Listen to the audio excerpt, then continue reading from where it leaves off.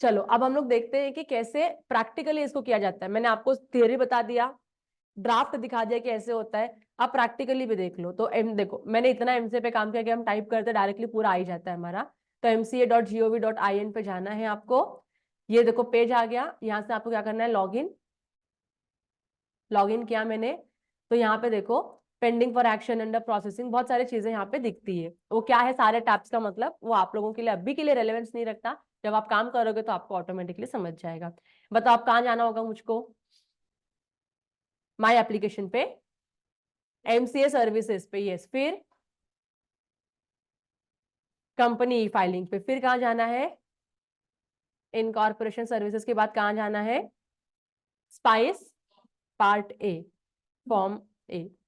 ठीक है, इसको ओके कर देने का। अब यहाँ पे आ गया। अब मुझे बताओ, मैं एक प्राइवेट लिमिटेड कंपनी बनाना चाहती हूँ, ठीक है।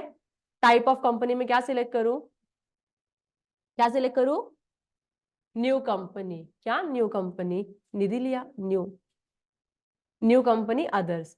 अब यहाँ पे पूछा है क्लासेस ऑफ कंपनी, प्राइवेट बोला ना तो प्राइवेट होना चाहिए।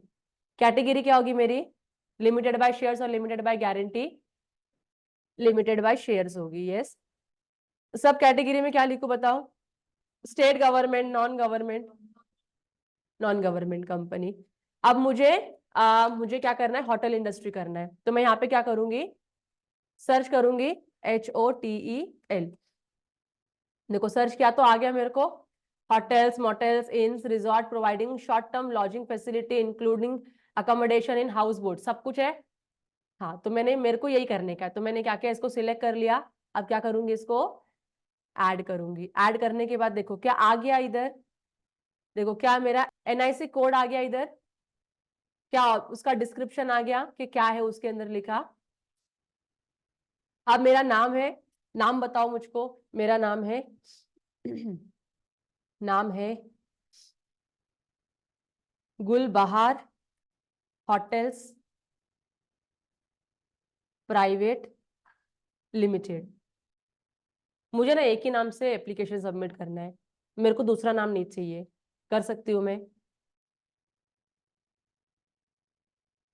मैंने बोला ना आपको दो नाम तो कम से कम लगेगा, दो नाम के साथ एप्लीकेशन करना है। एक क्लाइंट तुम्हारे पास ऐसा है, बोलता है नहीं मेरे को यही नाम चाहिए, और वो क्लाइंट क्या बोलता है, मेरे को एक गुलबहार होटल्स प्राइवेट लिमिटेड यही नाम चाहिए, दूसरा कोई नाम नहीं चाहिए। अब बताओ, कर सकते हैं क्या हम लोग एप्लीकेशन सबमिट, कर सकते हैं। मिनिमम एक लगता है, मैक्सिमम दो लगता है, दो नहीं दे रहा है क्लाइंट तो एक के साथ एप्लीकेशन सबमिट करने का कोई दिक्कत नहीं है। तो मैंने क्या किया, गुलबहार होटल्स प्राइवेट लिमिटेड कंपनी का नाम टाइप कर दिया यहाँ पर। अब मुझे ऑब्जेक्ट क्लॉज लगाना है, तो मेरे होटल्स के जो ऑब्जेक्ट क्लॉज होंगे वो मुझे अटैच करना है। अभी मैंने बनाया नहीं है, तो फिर मैं तुमको एक रफ PDF यहाँ पे चूज फाइल पे क्लिक करके, फॉर एग्जाम्पल ये मेरा ऑब्जेक्ट क्लॉज है जो है नहीं मान लो, लेकिन मैंने इसको क्या किया, ओपन किया। अब यहाँ पे ये दिख गया, अटैच हो गया PDF। अब मैं क्या करूंगी, ऑटो चेक करूंगी।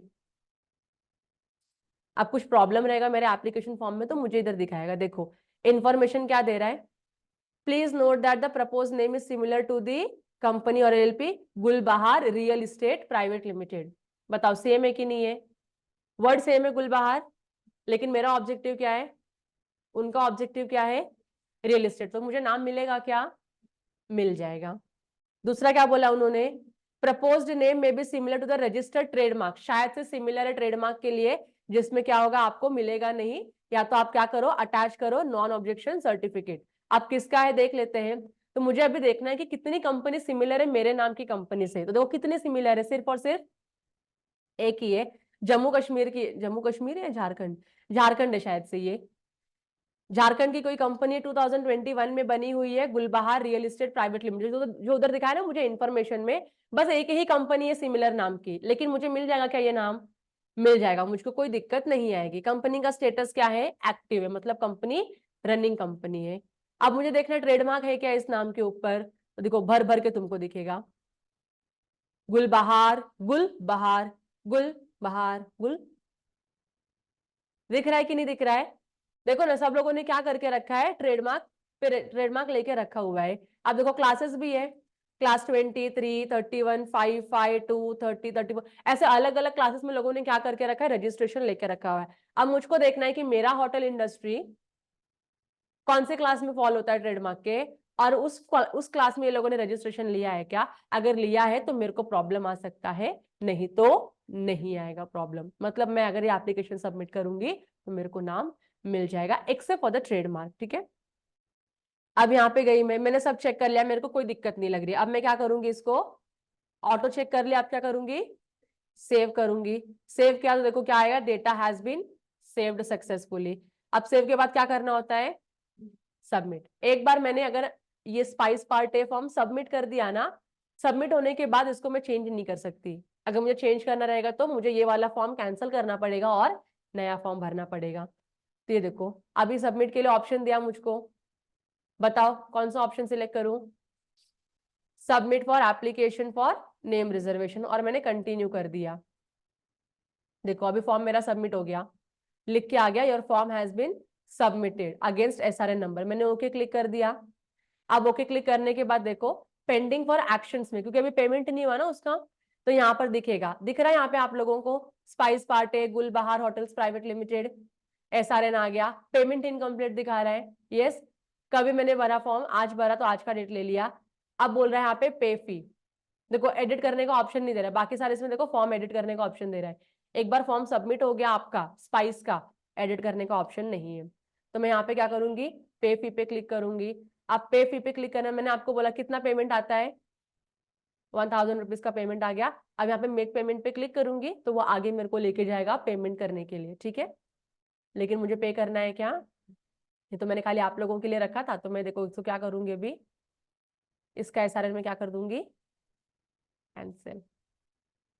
देखो एसआरएन कैंसिल हो जाएगा। Do you want to proceed, मैंने बोला yes I want to proceed. ये समझ गया आप लोगों को। तो इस तरीके से आपका क्या होता है, नेम रिजर्वेशन का एप्लीकेशन जाता है। एलएलपी के लिए भी सिमिलर प्रोसेस है, ऐसे ही जाना होता है आप लोगों को एलएलपी के लिए भी। अब अगर मैंने नाम के लिए पेमेंट कर दिया तो यहाँ पे अंडर प्रोसेसिंग में क्या होता है दिखता है, जैसे यहाँ पे देखो हमने एलएलपी के लिए किया है ना, एलएलपी का फॉर्म अलग होता है, रन एलएलपी। तो यहाँ पे अंडर प्रोसेसिंग में स्टेटस दिखता है उसका कि अभी तक क्या है, फॉर्म आपका अंडर प्रोसेस है। एक बार अप्रूव हो जाएगा तो कहाँ चला जाएगा, इस टैब में आ जाएगा नेम अप्रूव्ड में। जैसे यहाँ पे देखो एक अप्रूव हुआ था, ट्रेडवेव इंटरनेशनल ओपीसी प्राइवेट लिमिटेड, ये अप्रूव हो गया।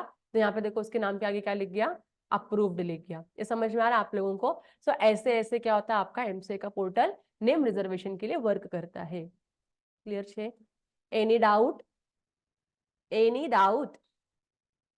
मैं लॉग आउट करूं, लॉग आउट जाके इधर से आने का, इधर क्लिक करके लॉग आउट कर दो। चलो यहाँ तक क्लियर हो गया आप लोगों को, एक टॉपिक क्लियर है, नेम रिजर्वेशन के लिए एप्लीकेशन कैसे करते हैं। ये वाला जो ट्रेनिंग मॉड्यूल का जो नोट्स है ना, ये यूट्यूब पे अपलोड करना है आपको।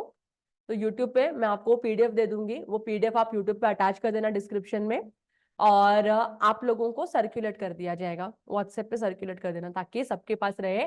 तो फ्यूचर में अब जब काम आएगा नेम रिजर्वेशन का, जिसको भी काम देंगे ये बोलना नहीं चाहिए कि मेरे को आता नहीं है, ये बोलने के वजह जाके मेरा लेक्चर देख लेना।